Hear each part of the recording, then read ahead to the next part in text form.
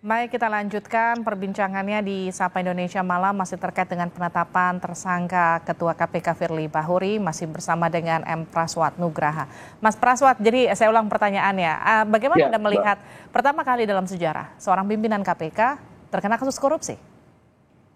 ya. Jadi hari ini kan sebenarnya fenomena gunung es ya, Pak. Ya. Jadi seorang Firly Bahuri bukan satu kali aja saya lihat sejak jauh-jauh hari, bahkan sejak Firly Bahuri menjabat menjadi deputi penindakan di KPK.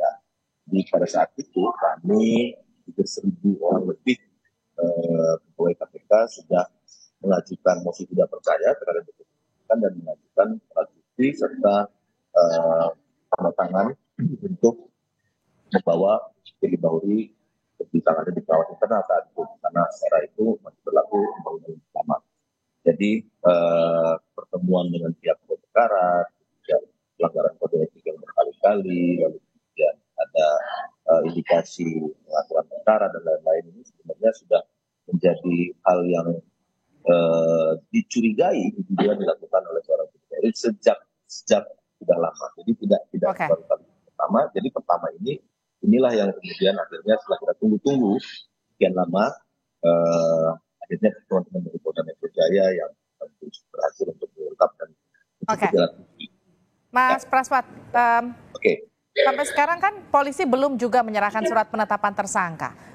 Kenapa Ya, terkesan lama ketika kemudian menerima aduan, ini bahkan sudah naik ke penyidikan, sampai kemudian baru tadi malam diumumkan sebagai tersangka, dan bahkan surat penetapan tersangkanya juga masih belum diberikan. Kenapa begitu? saya pikir ini lebih kepada cenderung kepada kehati-hatian yang sangat tinggi dari teman-teman Polda Oke, Metro Jaya karena proses ini melibatkan pimpinan lembaga negara dan pimpinan lembaga pemberantasan korupsi ya. Jadi satu-satunya yang pertama kali pimpinan lembaga anti korupsi terjerat kasus korupsi. hmm. Ya, Yes. Mas, perlukah kemudian seorang Firly Bahuri ditahan?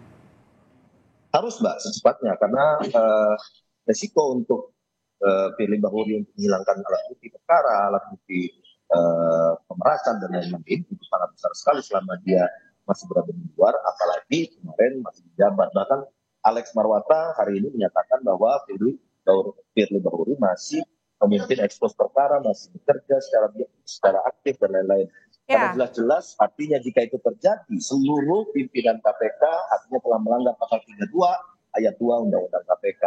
Jadi empat-empatnya pimpinan KPK yang membiarkan hal itu terjadi sudah melakukan perbuatan melawan hukum terhadap Undang-Undang KPK. Pasal 32 ayat 2. ya, meskipun mereka mengedepankan asas praduga tak bersalah, begitu komentarnya. Tidak ada relevansinya karena Undang-Undang KPK 32 ayat 2 mengatakan ketika seorang pimpinan KPK berstatus sebagai tersangka maka Ya, otomatis nonaktif dan tidak boleh bekerja kembali dan apalagi memimpin perkara tindak pidana korupsi ya dalam Mas, ekspos perkara. ini kan untuk memberhentikan Firly butuh Kepres. Ya. Tapi Kepres tidak akan Oh, keluar tanpa surat penetapan tersangka. Jadi surat penetapan tersangkanya belum keluar, itu kenapa Kepresnya nggak keluar, itu kenapa kemudian Pak Firly masih berstatus sebagai pimpinan KPK meskipun sudah menjadi tersangka begitu. Eh, Menurut Anda perlu nggak kemudian Dewas berperan dalam perkara ini? saya sudah tidak punya harapan lagi kepada Dewas, Mbak.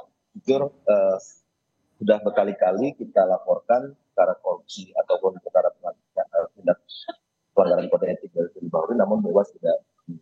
Tapi kembali ke konteks tadi Mbak, bahwa ada surat penetapan yang belum keluar dan lain-lain, dan Kepres dan lain-lain.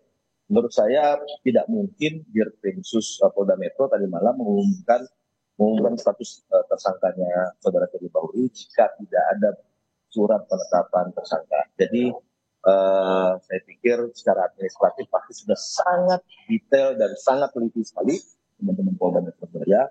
Surat itu pasti sudah ada. Itu pasti Oke, sudah ada karena tidak mungkin ada penetapan status seseorang jika formilnya belum selesai. Itu sudah sudah harga mati lah bagi kami para penyidik. Dulu kami di KPK 15 tahun, saya juga tidak pernah mungkin kami melakukan peristiwa apapun, tindakan apapun dalam proses penyidikan tanpa ada berita acaranya atau tanpa ada surat sprindiknya, surat penetapannya dan lain-lain. Saya jamin pasti sudah ada Oke. penetapan tersangka itu. Firly ini kan pimpinan KPK pertama yang jadi tersangka tindak pidana korupsi. Betul. Dampaknya Betul. apa sih buat pemberantasan korupsi di Indonesia? Seberapa fatal ini kemudian sempat ada narasi pembubaran KPK karena kekecewaan yang luar biasa terhadap lembaga anti rasuah ini. Muaranya akan kemana setelah kejadian ini? Dampaknya tentu saja sangat besar sekali, terutama dampak moral ya, bagi teman-teman saya yang saat ini di KPK. Termasuk tadi juga kami menguatkan mereka, kami beramai-ramai datang ke 57 orang itu, para penyidik senior, para pimpinan, deputi dan lain-lain, direktur yang kemarin dijadikan korban disingkirkan oleh pemerintah. Dan tadi sore kami hadir di KPK bersama-sama teman-teman di dalam, di teman-teman penyidik, penyelidik, teman-teman institusional dan lain-lain. Bersama-sama kami menggelar syukuran, potong tumpeng, cukur rambut bersama dan lain-lain. Itu semata-mata untuk menguatkan mereka agar tidak larut ke dalam kesedihan dan stigma dari masyarakat ini tentu saja sangat berat ya. Apalagi mereka sampai saat ini terus melakukan pekerjaannya di lapangan. Ada yang sedang melakukan surveillance, ada yang melakukan operasi tangkap tangan, ada yang sedang melakukan proses penyidikan, pemeriksaan perkara, pemeriksaan saksi dan lain-lain.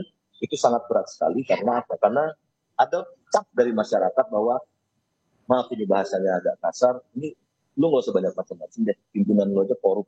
Jadi ini sangat menyedihkan dan mereka tadi sempat curhat dan lain-lain. Itu sangat-sangat menyedihkan bagi mereka. Untuk pemberantasan korupsi di Indonesia masih perlu nggak kita KPK?